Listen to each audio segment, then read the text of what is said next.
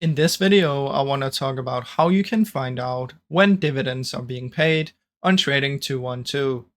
So first of all, you want to check the stock if it actually pays dividends.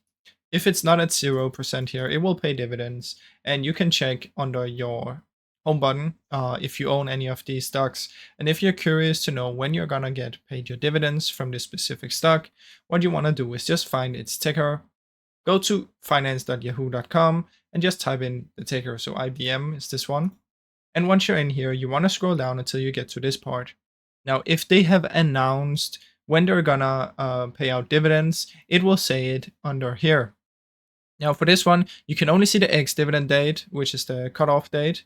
So you cannot see when they're gonna pay this one out. But if they have announced it, you will be able to know. Now, if they don't announce it, there's no way of you knowing, except for if you have had these payments before and it's a regular dividend and payer. So, like IBM, they regularly pay out dividends.